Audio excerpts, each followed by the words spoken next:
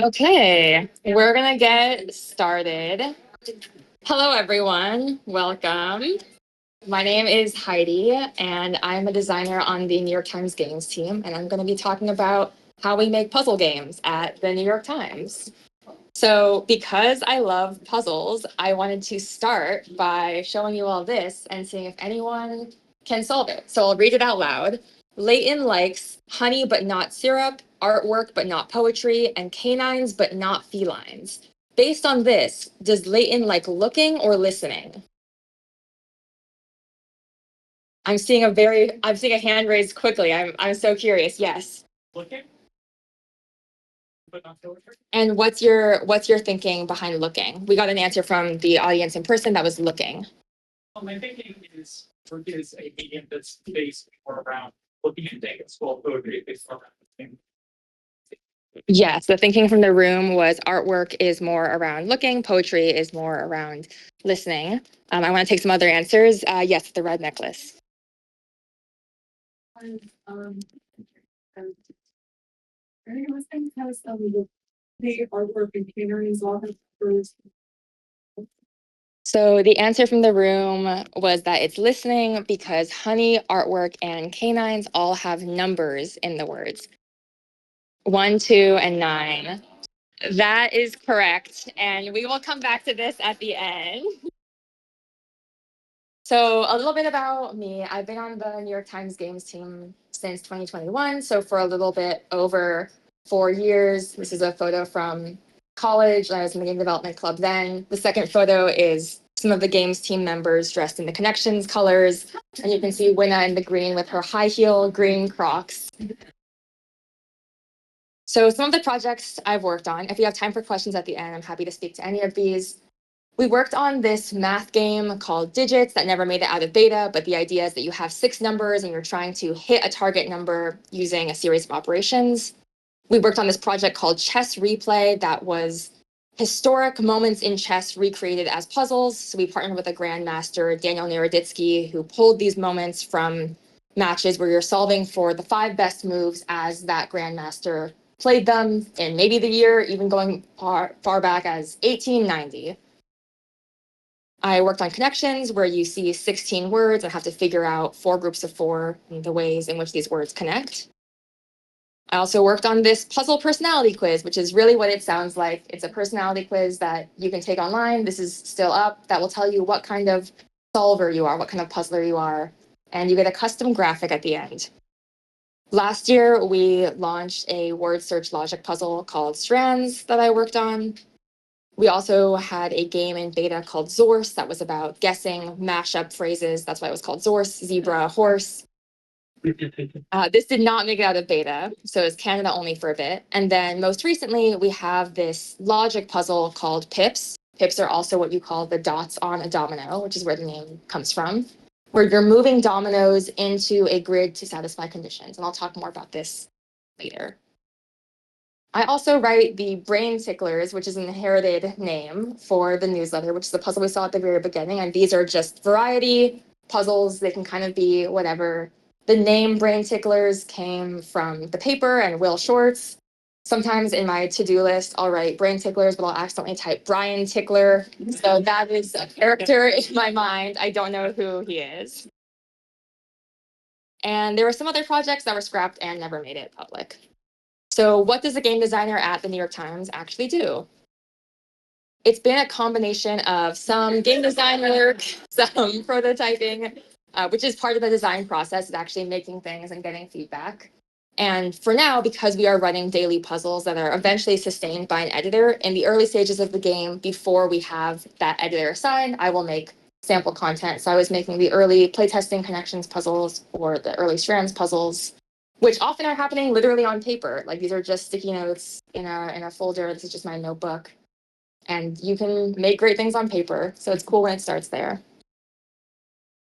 This is a ton of text. No need to read all of this. But some of the other things under the umbrella of game design at the New York Times include answering a bunch of questions. Even though these games are pretty simple, even with something where you're just sorting 16 words, there are a bunch of questions that arise. Should we have red herrings? How many cards should make up each category?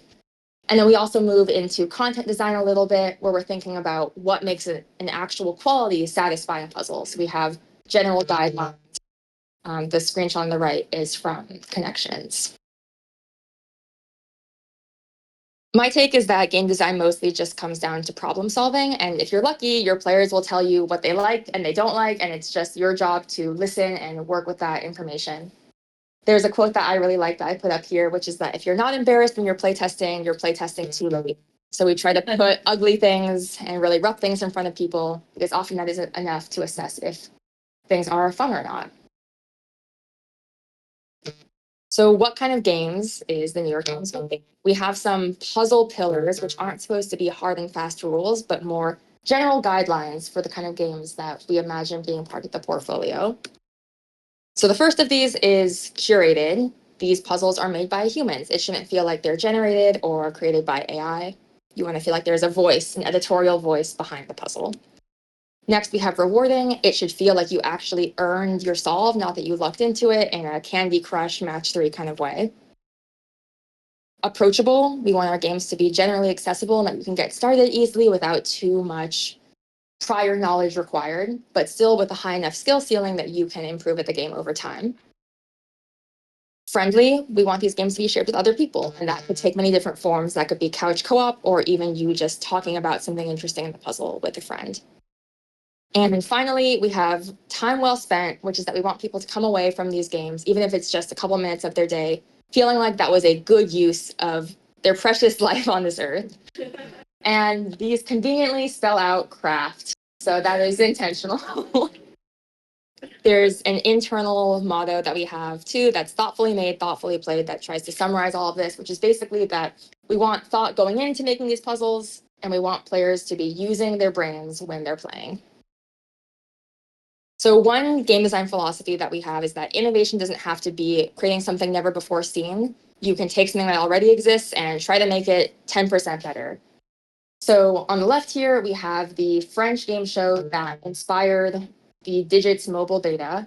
And Wordle was an acquisition by the time, so that wasn't in-house. But for those of you who aren't familiar, it is based on this 80s game show called Lingo, which has now been rebooted with RuPaul, I think. So when we are looking at improving things by 10%, often we're changing the medium. So in the prior example, there were game shows. Sometimes it's pen and paper puzzles that are the inspiration. And it's important to think about the limits that we might be setting on ourselves as we're changing mediums. So I have this Hangman example here because in 2021, pre-Wordle, we were thinking about what a Timesian Hangman game would look like.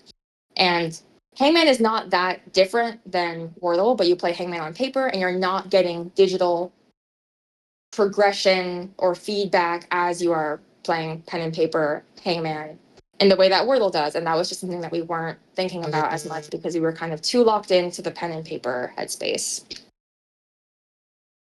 So in terms of the process of going from nothing to game, all of these games start with a pitch. Anyone at the company can pitch a game. Sometimes the team also takes external pitches. And at least once a year, the games team does a game jam where people set aside a few days to generate ideas. But the idea is that great concepts can come from anywhere. So hopefully we're considering ideas from across the team. There's a committee that I am not a part of that will vote on these pitches and move them forward. So the ones that move forward will get some time in documentation and planning. And this is pretty short, even though planning makes it sound elaborate. But this is where a first draft of a game design document happens, where we're essentially trying to focus in on what are the questions that we want to answer by building a prototype. We also prep an accessibility scorecard to check in with various measures of accessibility. So maybe that's cognitive, maybe that's visual, to make sure that we're thinking about that from the beginning. And once we have a general idea of what we want to make, we move into this core part of the prototyping process, which is actually building things and testing them and getting feedback. And based on that feedback, changing what we've built. And this is a bulk of the process here. Then once we feel like we have a game that people are enjoying in playtesting, we move into public beta prep. So it's at this point that games will actually get a name and an icon, because up until then, it has just been placeholder. So I have this image of fish here because one of the names that was in the running for connections was grouper, which is also a kind of fish. And Winna and I both really liked that name, thought it was cute, but it got some pushback because some people thought that the fish was ugly. So then I made these and I was like, no, it can be cute. You guys, look, we have it next to spelling bee. So after this, games will move into a public beta, and then depending on how they're performing in terms of retention and reach, they will either be sunset, as in the case of Digits and Zorse, or after a ton of work across the games team, they will be in the app on all surfaces and a full part of the portfolio. So I wanted to talk about the process of making Strands. This game came out last year and underwent quite a few iterations. So for those of you who are not familiar, this is what Strands is now. It's a themed word search on a grid of 48 letters. The theme words exactly fill the board without any overlap. And every day the theme is clued at the top of the board with a hint. And the spangram, which is the yellow word that spans the entire board, summarizes the theme. So in this example, some of the theme words were mold, sweat, record, heart, and the spangram is breakable because you can break a sweat, you can break a record, break someone's heart, you can break the mold. So they were all breakable things.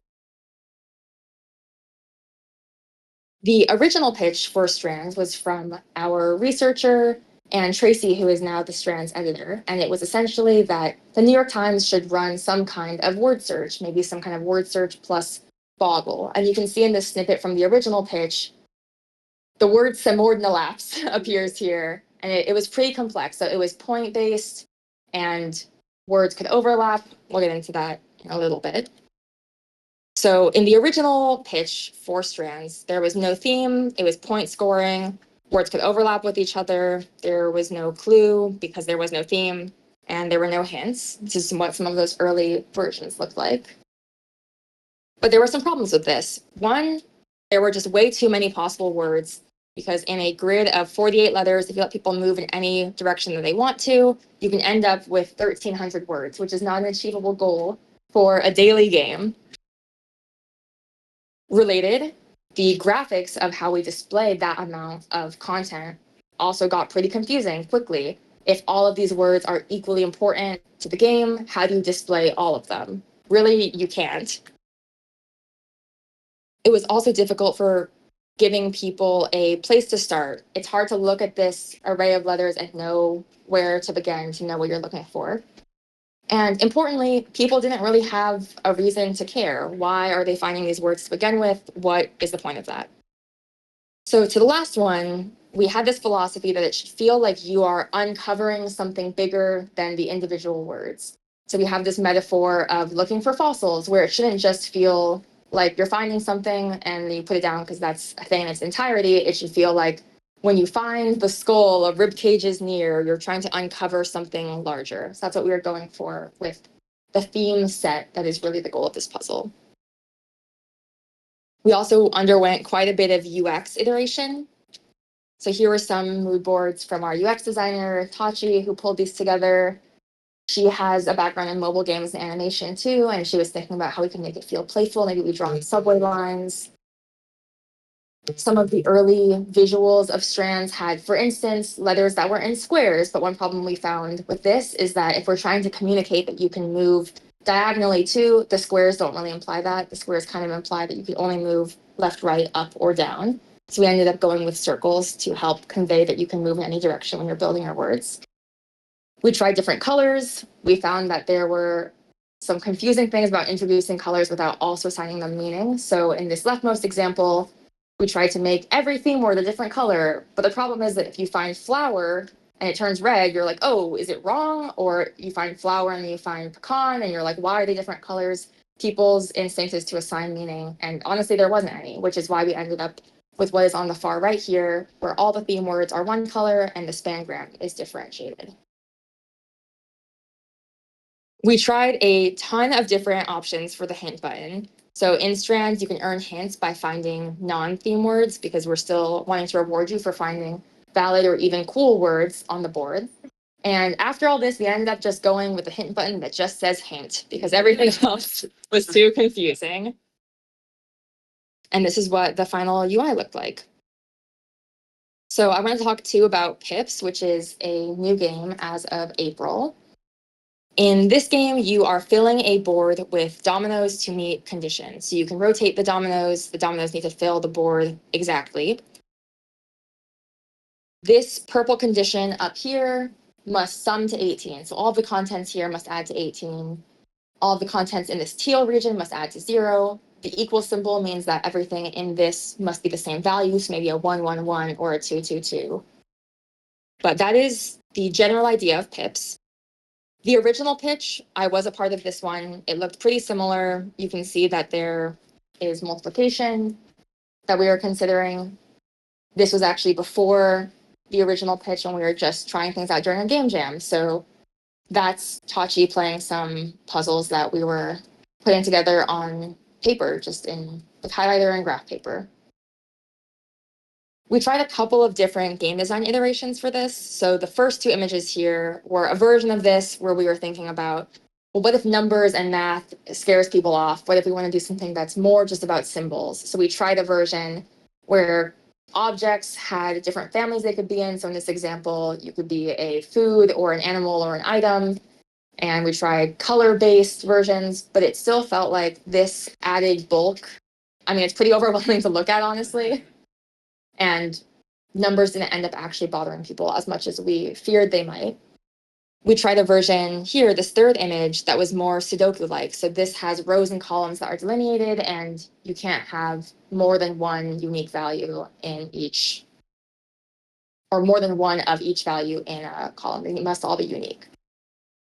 This felt, for some people, like it made it too hard, and for other people, like it made it way too easy. So this kind of skewed us farther on both extremes from what we were intending. And we even tried, if you look at the pieces down here, a version where the dominoes are kind of funky, more like Tetris shapes. This felt like it took something away from the fact that dominoes are a known 2x1 elegant piece. So I'm glad that we tried it. Some people said that these pieces down here look like Cheez-Its, which I can't unsee now. But yeah, these are some of the iterations we did not end up moving forward with. And this is what Pips looks like now. Here is what the process looks like a little bit. So this has evolved with time, but these were being made on paper to begin with, also just in a notebook, and then translated to a spreadsheet and then brought to a JSON file to be in the digital game. Pips also underwent quite a bit of UX iteration. I'm gonna speed through this a little bit for time's sake, but we tried different options for condition tags because if you're placing dominoes on the grid, the tags can't be on the grid because they get covered up. So this was a worst case scenario that we tried out. We considered if we want to give individual feedback about specific region requirements being met and different ways of showing that. But we ended up thinking about it and we were like, okay, actually, there are a bunch of reasons that we should not give this feedback. So to kind of blast through these, first, we don't want to accidentally imply that a piece definitely belongs there. Like it's really easy to try to communicate, hey, this region is valid, but then accidentally also communicate it's valid and part of the correct overall solution. So that was a tricky balance to strike, and it was pretty hard to strike that with a small visual change. We want people thinking in terms of the overall board. We don't want them really thinking region by region. You have to consider multiple regions to solve. There's already a lot going on visually during gameplay. That was another consideration, especially if it could feel condescending to have confirmation for really simple region requirements. Like you don't need to tell me that that sums to 4. I can obviously count, 2 plus 2. We also don't want people to think that the pieces are locked into place. You want it to feel like you can still move things around. And this is a consideration that's maybe specific to the team that I'm on, but there's a portfolio of games that already exist. And they have a pattern that was established where we tell the player when something's incorrect, but we don't say anything if there is no issue. So instead, we highlight mistakes. If you fill out the full board and there are requirements that haven't been met, we call them out. So because this is NarraScope, I wanted to talk a little bit about challenges and joys of working in word games specifically. So first challenge, words have meaning. This is a screenshot from an editor's note because the preloaded Wordle word that was scheduled for a few days after Roe v. Wade was overturned was fetus. And this was something that was in Josh Wardle's version of the game and had been cached on people's devices. So there wasn't a clear, well, there actually just period wasn't a way to go into everyone's devices that had this cached and change that. So for those players who don't know that this was preloaded, it looks really intentional, but it wasn't. So that's just like an unfortunate coincidence, the kind of thing that can happen because words have meaning. Sometimes people don't get the joke of various boards because they're a little bit heady in their wordplay. So we had this one puzzle where the clue was consumerism and the spangram was lunch money. And the joke was that all of the words are both food and slang for money. So we have bread, bacon, dough. But there are people who found this really confusing. They were like, I don't understand what lunch money has to do with these things. Like these things aren't money values. So this kind of didn't land for a lot of people. Some other considerations, we're thinking about capitalization. For connections, we nixed the mixed casing version because we wanted to be able to disguise proper nouns, so everything is capitalized. There was a pitch on the team that involved rhymes, but it's really unclear what a true rhyme is. People say words differently. Some words are offensive in different regions. I learned a ton of new slurs when working on Strands because we were filtering them out of boards. And words also change and new words enter. And this is a screenshot from when our editorial director was like, it's time to debut Riz in the meeting. There are also some joys of working in word games. So words have meaning, not derogatory. Unlike a visual logic puzzle, for instance, you may feel that something within you is evoked because words have meaning. So this is a connections board where Winna made the top line read SpongeBob SquarePants. People were talking about it. That was not one of the actual categories.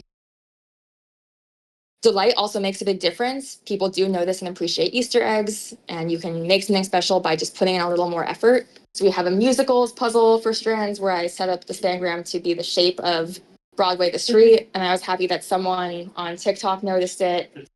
From this year, when I made a connections board where the characters in Severance are in the middle of the board, and this is actually how they are seated in the show, which is really sick. This is also not a category in the actual puzzle, so it was more of a Severance Easter egg, not required to solve. There's also an element of magic that happens working in word games.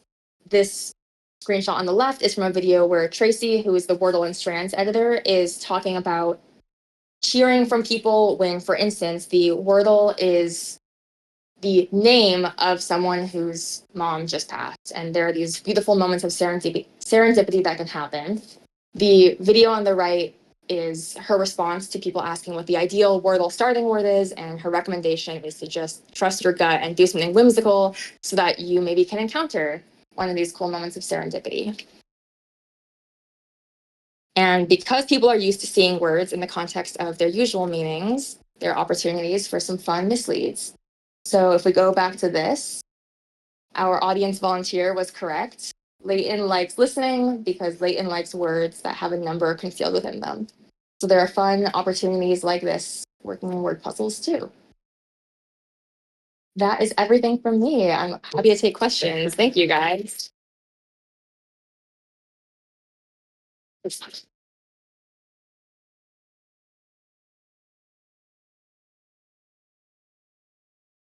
Yes, yes, purple.